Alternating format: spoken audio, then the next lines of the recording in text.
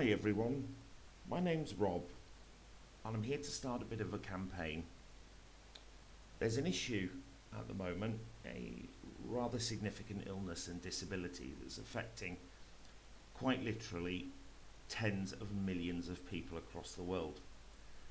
Now I happen to live in a relatively quiet small corner of Scotland in the United Kingdom, and I have a huge amount of experience with this condition. One of several that affects me, in all honesty, and that condition is chronic pain. Now, how did I get that experience? Well, I suffer with a genetic condition called Ehlers-Danlos syndrome, and my particular variant is hypermobile Ehlers-Danlos syndrome. The syndrome itself, in me, the main effect is that it causes joint dislocations. Lots of joint dislocations.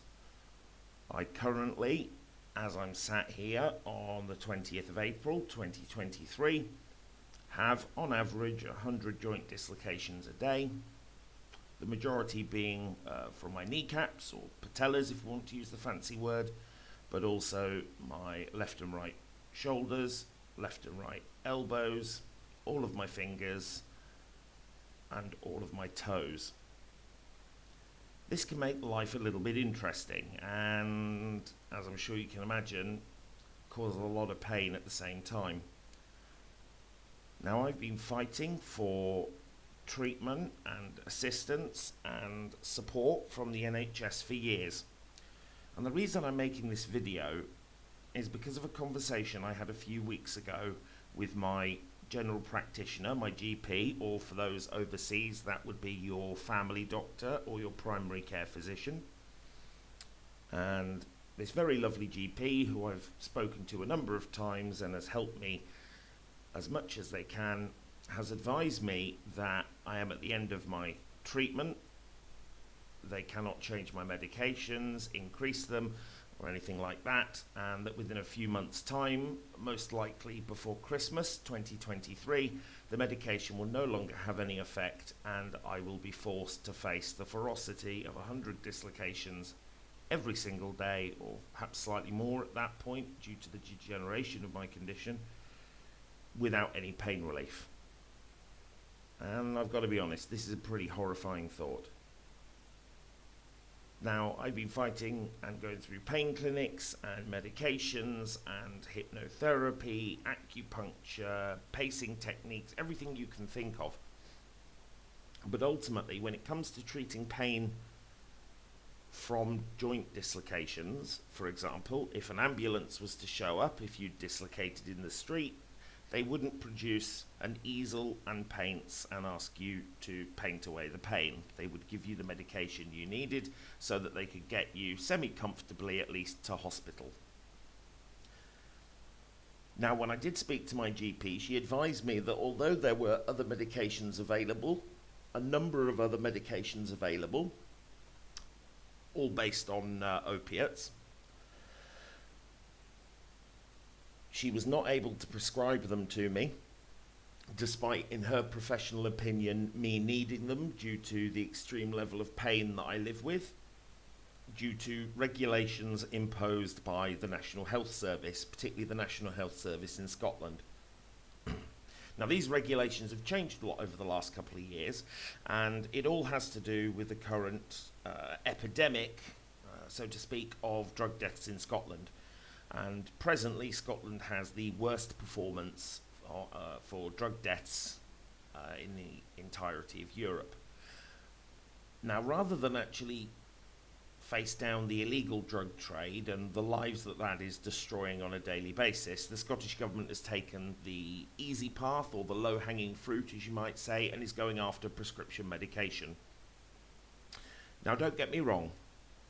The vast majority of people who suffer with chronic pain benefit greatly from the current non-medication based approach that is taken not just by NHS Scotland, but is taken by the wider NHS throughout the UK and seems to be prevalent among a number of other health systems, particularly in Europe and North America. That being said, and again I'm repeating the words of doctors who've spoken directly to me. There are people like myself who are outside of that pattern and outside of the standard treatment zone.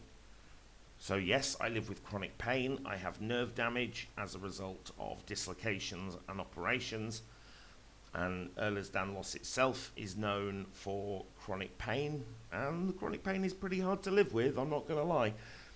The issue that I'm struggling with is what we would like to call the incident pain, which is when I have a dislocation. Now, because I have both chronic pain and incident pain,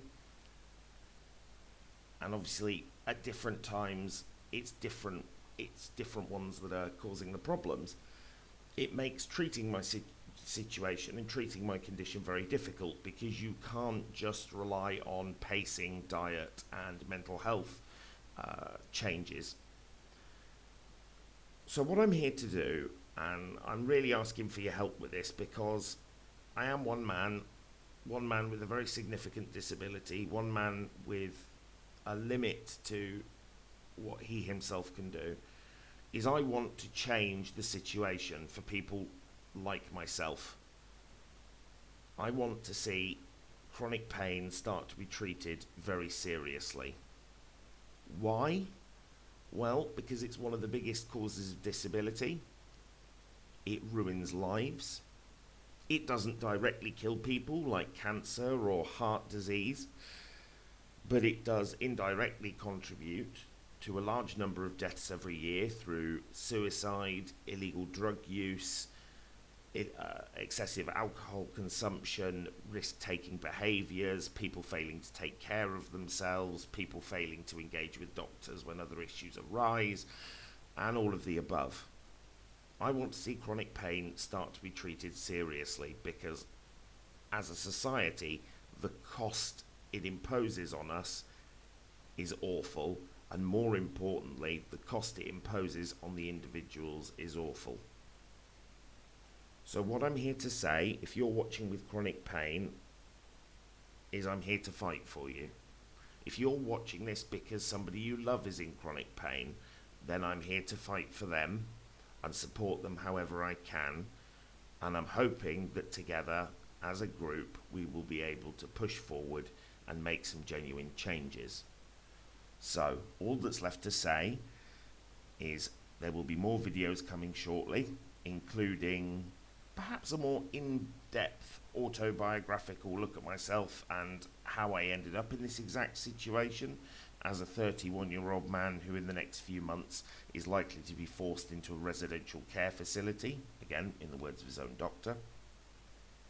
And we'll be talking about ways of not only managing pain, but ways of engaging with the National Health Service to get the support you need, and ways of operating outside of the National Health Service and outside of doctors to legally and healthily supplement your ability to fight the pain. So all I can say to you at the moment, for those of you who are in the same boat as me, is just do your best to hang in there. I'm in the boat with you. I'm clinging on with you. Kind of like Jack and Rose at the end of Titanic, but in this situation, I'm determined that we will make it and one of us won't slip under the waves.